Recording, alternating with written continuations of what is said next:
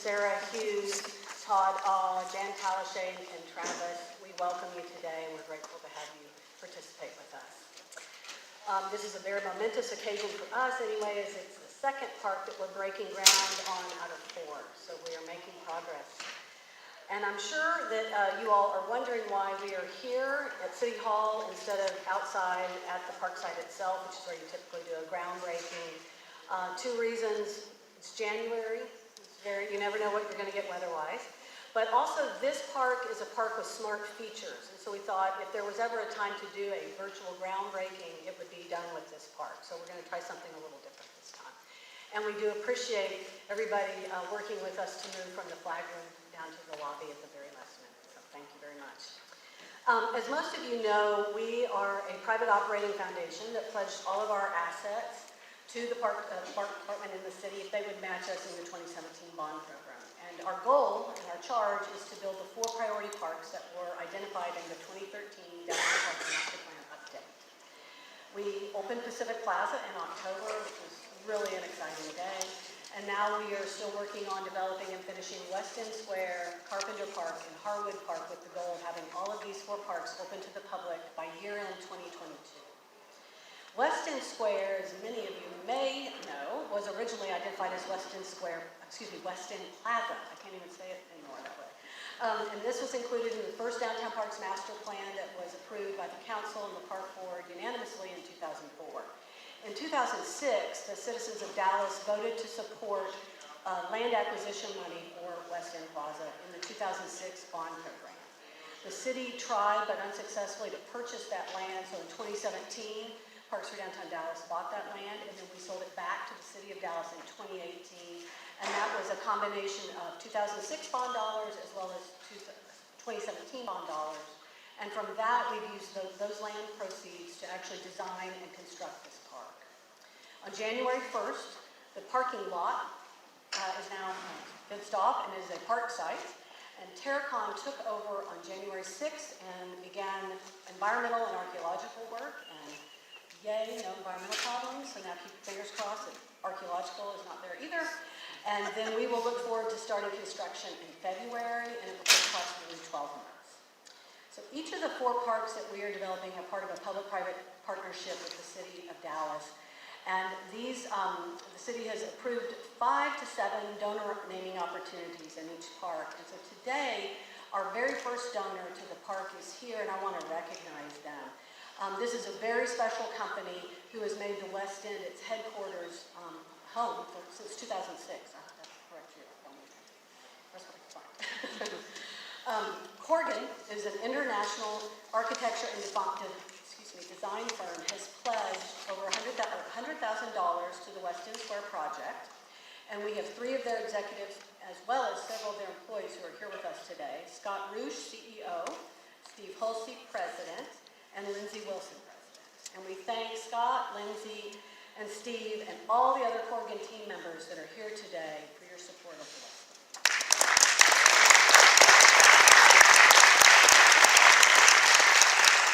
I would also like to recognize the Bet Group. They are our general contractor for Weston Square. Special thanks goes to Jeff Forbes, Jim Shipley, and Donnie Nixon, and we want to welcome Lloyd Chumley to this team. We are really pleased to have such a civically engaged and quality-oriented firm do this work for us on this project. I have a few other special gratitudes I want to share. One is with Larry Wood, who I see right there. I haven't seen you for a while, Larry, and he is a retired chairman and founder of GFF. He has been invaluable in working with us on the contracting and design process, and we were really grateful to have Larry as part of our team. Also see Jennifer Sanders and Trey Bowles from the Dallas Innovation Alliance. And they have been incredible thought partners with us on this journey from the very beginning as to what we might do to create smart features for this park that is in an innovation district. And finally, I want to say thank you to Granite Properties. I don't think anyone is here from Granite today, but they graciously hosted the public input meetings that we did at their building, Factory 603. And that was really important because it gave people that work and live in the West End an easy access point to participate in our public input, which we do on all of these parks. As this public-private partnership I mentioned, we are very grateful for the Dallas City Council, the Parks and Recreation Board. Several of our members are here today. Thank you all for joining us. And the city and City of Dallas, its leadership as well as its staff. We would want to thank Majid Al-Ghafri and Joey Zapata, Assistant City Managers, John Reynolds, who's the Interim Park Department Director, Adriana Castaneda, who's with the Bond Program Office, and Stefan Kessler, who is the West End Project Manager. All of these different departments and city employees have been really amazing to get us to this point, and we'll thank more of them when we see you at the opening. The Dallas Park and Recreation Department is co-sponsoring today's event with us, and so it's my pleasure to introduce Calvin Collins Bratton, who is the president of the Dallas Park and Recreation Board, and we are honored to have her speak to us today. Thank you, Amy, and to everyone from Parks for Downtown Dallas and all of you for being here. We loved the ribbon cutting at Pacific Plaza last fall. It was pretty tough to beat that. We had not great weather, but we certainly had a lot of cause for celebration, and it really would not be without yours and Robert's leadership and your board, the years of support and vision that you had when no one else was thinking or caring about downtown Dallas or certainly investing in it. And we've seen the transformation of the West End and the focus now on the urban core. We know more people want to live here, they want to work here, they want to play here, and so we need to green that up. It's really been your vision and funding of that, and it's been the Park Department and the board's pleasure to support that. So I'd really like to recognize some of my current and fellow Park Board members, former President C.W. Whitaker, Daniel Wood, Becky Rader, Barbara Barbie, and Bo Slaughter. Thank you for all of your support of this project in Parks for Downtown Dallas and many of our public-private partnerships. You know, I can remember going to the West End. My father officed in the West End in the 80s. And I can remember playing tag with my sister under the neon arches, and we'd go try to see if we knew anybody on the walls at the Palm, and of course eating in the trolley at the Spaghetti Warehouse. But one thing we always loved about the West End, we loved the brick, the exposed brick, the charm, the kind of East Coast European feel of the West End, but it really didn't have anything but a few trees. It didn't have any park space. It had open plaza and certainly lots of parking lots. But now we'll be able to take our kids and grandkids to enjoy the West End in the way that it should be seen. And so now all the cool amenities, the water table and the swings and all of the native grasses. I mean, what a great project. Corrigan, thank you for your support of this, being one of the original lead donors of this so far, and I hope others will follow in your suit. And we can't wait.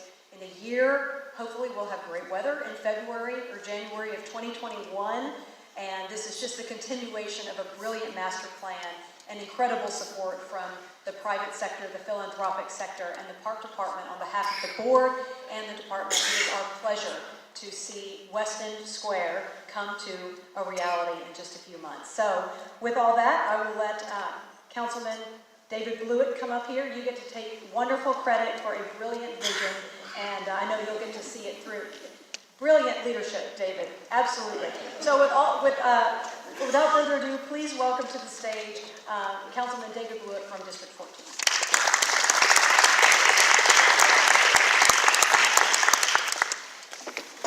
I never like to follow somebody like that, but thank you very much for setting me up.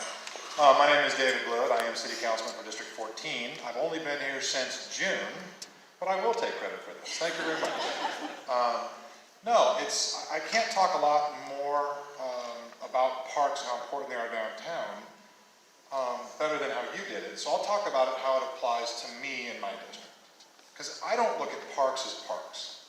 I think they're important, but I look at parks as connectors. Because my district is Central Dallas, it's also Uptown, it's also East Dallas. It's a whole bunch of neighborhoods that are very different.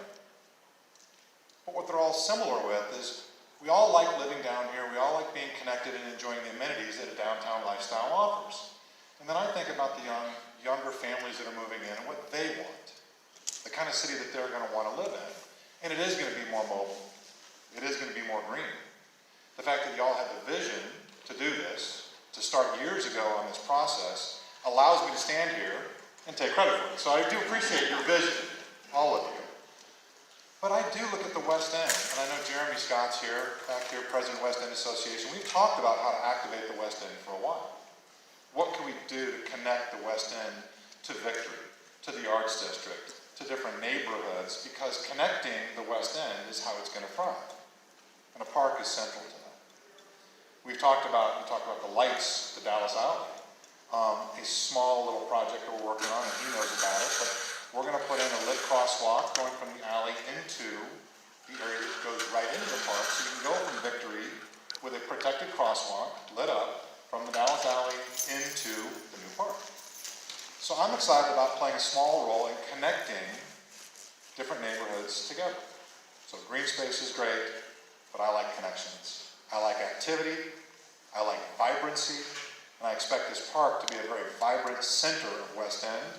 I'm very optimistic about it. I do appreciate your leadership on it again, all of you. Thank you for being here. All right, and, oh, you're a lot taller. All right, in 2017, Willis Winters asked Parks for Downtown Dallas to run a request for qualifications process in order to select a landscape architect firm for the West End Square. 5 firms were considered, and James Corner Field Operations was selected in early 2018. Since some of their well-known projects that you might recognize, Highline in New York City, Navy Pier in Chicago, and I'm sure if you want to learn more, Isabel can share that with you. A very dynamic field operations team has developed what I think is a very innovative design, and I'd like to recognize Principal Isabel Castilla and Stephanie Ulrich, who's an associate on the project, and unfortunately she could not be here today, for their professionalism, design sense, and attention to detail. You have designed a public space that responds both to the historic context of the West End, as well as to the innovation district that it's become. And Isabel is going to now lead us through the virtual part of our program. Answered the question and created a new model for public space, which is a smart public space within a historic area. West End Square is intended to be a neighborhood park. It's something that should speak to the people that live and work in the West End. It's intended to be a place of respite, not just about technology, but about creating a green space where one can escape the hardscape of the West End and create an oasis, but also a space that looks towards the future, that incorporates technology in a smart way with our small budget to utilize technology as a means to alleviate maintenance and operations, but also provide amenities for the public. And those amenities being something that becomes a new way to use a public space. Looking at the West End as a place where we do have a lot of incubators, a lot of young firms, can we actually provide technologies in the public space that bring that workspace outside?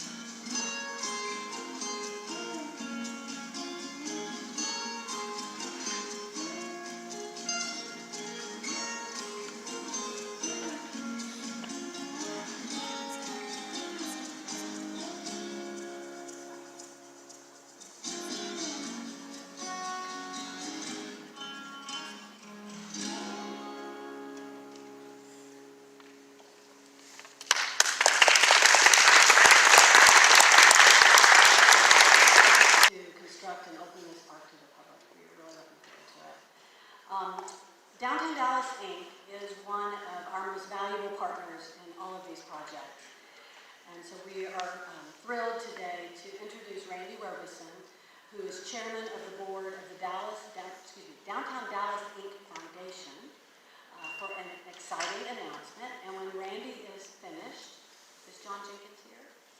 Oh, there you are, John. Looking for you. Okay, John will come up and give concluding remarks, and then you all will be free to grab a cookie on your way out, and we thank you for being here. Glad to be here today, and I want to start by saying thank you to Parks for Downtown Dallas for taking us yet one more step in making Dallas a better place to live. And I really want to thank the city of Dallas in particular for trusting in this partnership for the betterment of life for all of us that live and work in the downtown Dallas area. Now, you know, if you're as old as I am, you can remember downtown Dallas, or you remember the West End rather, when it was primarily, you know, books and warehouses and things like that, and you see how far it has come. All right, I get the opportunity to close you out. Well, first I wanted to say thank you all for being here as well, and I want to thank Parks for Downtown for all your support. Me and the park board president, we were just meeting with a potential partner, and one of the things we was telling the partner was there is no way we could continue to grow and support this park system as large as it is without partners.